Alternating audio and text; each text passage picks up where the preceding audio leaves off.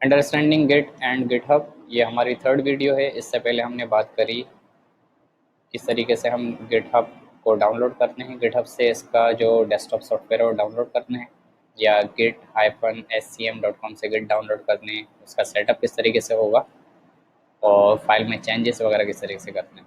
और इससे पिछली वीडियो में हमने बात करी गिट के जो इनिशियल कंसेप्ट्स होते हैं कि एक वर्जन कंट्रोल होता है, डिस्ट्रीब्यूटेड वर्जन कंट्रोल क्या होता है। तो जैसा कि पिछली वीडियो में हमने देखा कि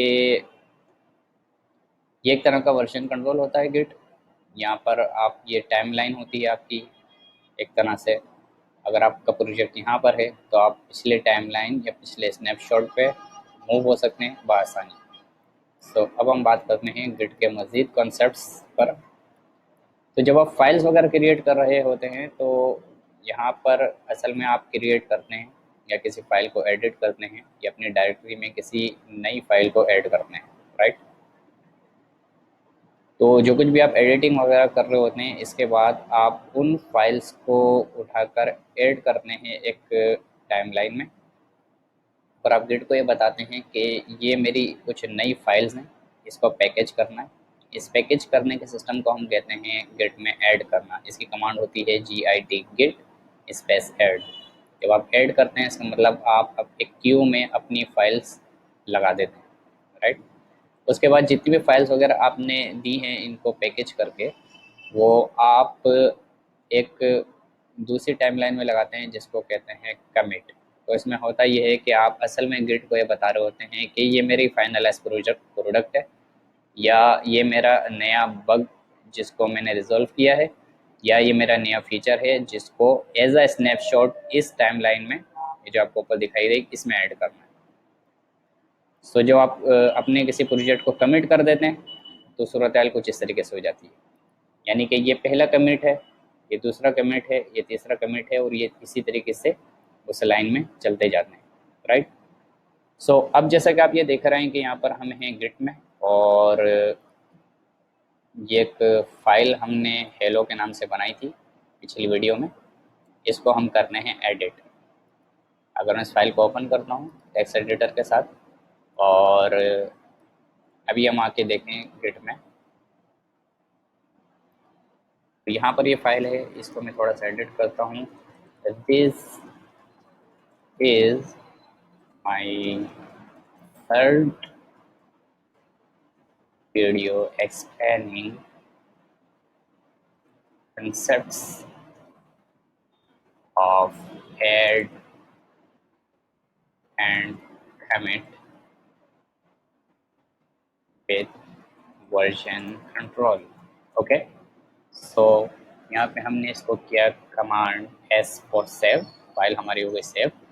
अब हम अपने टर्मिनल में आएंगे और चेक करते हैं हमारे इस फाइल का स्टेटस। जैसे कि हम पहले बात कर चुके हैं कि गिट की जितनी भी कमांड्स होंगी वो git git से स्टार्ट होंगी, और क्योंकि हमें स्टेटस चेक करना अपनी फाइल का status स्टेटस, तो देखें ये बता रहा है कि हम मास्टर ब्रांच पर हैं।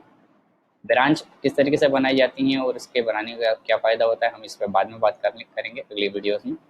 अभी फ़िलहाल हम मास्टर ब्रांच पर हैं, कोई कमेंट नहीं की है, और ये एक मॉडिफाइड फाइल हमारे पास है। ये रेड कलर बता रहा है कि इस फाइल में हमने कुछ मॉडिफिकेशन की है और इस फाइल को हमें ऐड करना पड़ेगा, राइट। सो अपने गिट ट्रेनिंग के फोल्डर में हम हैं, ये हम इस यूज़र नेम से यहाँ पर अवेलेबल है। यहाँ पर हम इस फाइल को ऐड करेंगे अपने गिट में, git git ऐड। कौन सी फाइल ऐड करनी है, HPLLO hello.rtf।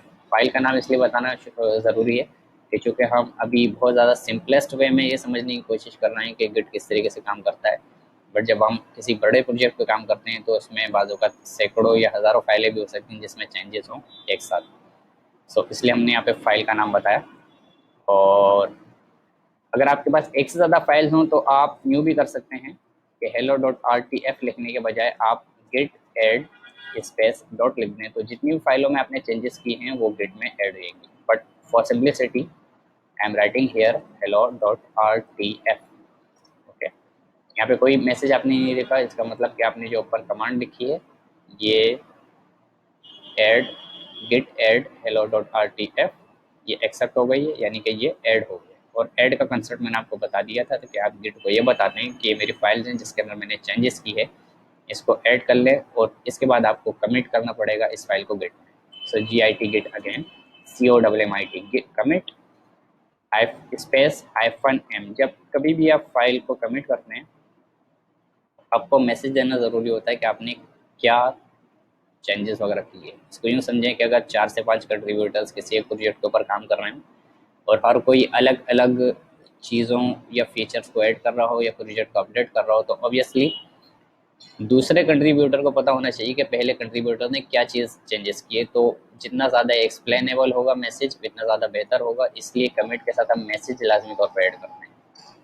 तो यहाँ पर आप लिखेंगे कि I have added second line to the code document. For example यहाँ पे कुछ भी हो सकता है, ये कमिट हो गया। तो यहाँ पर ये इसकी सारी डिटेल बता रहा है जिसको शायद पढ़ने की ज़रूरत नहीं है, अगर आप चाहें तो इसको देख सकते हैं कि क्या इसके अंदर एक फ़ाइल तब्दील हुई है। 10 इंसर्शंस हैं ये, जैसे कि आप देख रहे हैं। क्रिएट मोड ये है और इसके बाद हम गिट का स्टेटस अगेन चेक करेंगे, गिट स्टेटस। तो ये बता रहा है कि हम ब्रांच मास्टर में हैं और अब कमिट करने के लिए कुछ भी नहीं है, यानी कि ये जो फाइल हमने बनाई थी इस फाइल को ना सिर्फ हमने ऐड कर दिया बल्कि इसको कमिट भी कर दिया अपनी मेन ब्रांच में। अब इसमें एक थर्ड चेंजेस करके देखते हैं कि फॉर एग्जांपल मैं लिखता हूँ HTML हेडिंग ट्यूटोरियल। तो head this is amazing heading. तो ये हमने की चेंजेस थर्ड टाइम। अब हम अपने गिट के स्टेटस को अगेन चेक करेंगे कि क्या कुछ चेंजेस आई हैं। तो हाँ, ये कह रहे हैं कि hello.rtf के नाम से एक फ़ाइल है जो मॉडिफाई हुई है, जैसे कि हमने यहाँ पर किया है। और इसको आपने चेंजेस जो है वो स्टेज नहीं हुई है। जब आप फाइल को ऐड करने हैं, गिट ऐड करके फाइल के बारे में फाइल का नाम लिखते हैं, तो असल में इस प्रोसेस को स्टेजिंग कहते हैं। और ये जिस जगह फाइल जाती है उसको स्टेजिंग सर्वर कहते हैं, जैसे कि हमने यहाँ पे गिट ऐड लिखा लाइक। तो इस फाइल को हम ऐड करेंगे, गिट ऐड hello.rtf। ये फाइल हमारी स्टेजिंग पर ऐड हो गई। अब स्टेजिंग के बाद हमें इसको करना है कमिट, गिट कमिट। ओके।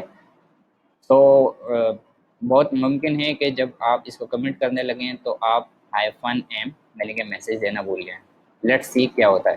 जब हम इसको एंटर करते हैं तो हम देखते हैं कि बिल्कुल नई स्क्रीन हमारे सामने है, क्योंकि कमिट करते वक्त मैसेज देना लाजमी होता है या कमेंट करना लाजमी होता है कि क्या आपने किसी फाइल में एडिट किया है।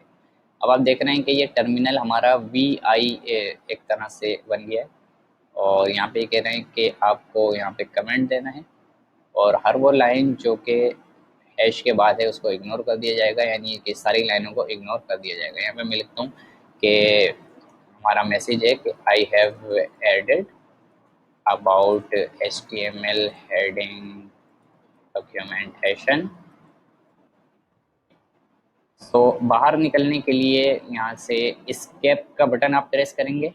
ओके, तो ये जो इंसर्ट मोड आपको यहाँ पर नज़र आ रहा है ये ख़त्म हो जाएगा, क्योंकि फिर इंसर्ट मोड नहीं रहेगा, हमें इस विंडो यानी VI विंडो से बाहर आना है।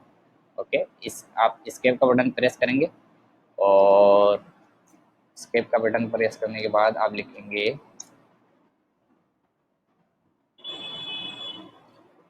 Colon, W stands for right, Q stands for quit. तो इससे आप बाहर आ गए और आपकी ये फाइल अब स्टेजिंग सर्वर से कमिट हो गई ऊपर। और ये बता रहा है कि इस मास्टर ब्रांच में हमने एडिट किया है ये जो अभी हमने मैसेज दिया था यहाँ पर आ गया। ओके, एक फाइल चेंज हुई है, इसके अंदर 4 इंसर्शन हैं और 1 डिलीशन है। हम अपना गिट का स्टेटस चेक करेंगे दोबारा। तो ये वाली फाइल हमारी कंप्लीट है। तो यहाँ तक आपने ये देखा कि किस तरीके से हम अपनी फाइल्स में एडिट करते हैं। इसको स्टेजिंग सर्वर के ऊपर लेकर आते हैं या इसको स्टेजिंग के प्रोसेस के ऊपर लेकर आते हैं और वहाँ से अपनी मेन ब्रांच में इस फाइल को, मॉडिफाइड फाइल्स को कमिट करते हैं। Thanks a lot for watching this video. हम अपनी नई वीडियोस में बात करेंगे कुछ नए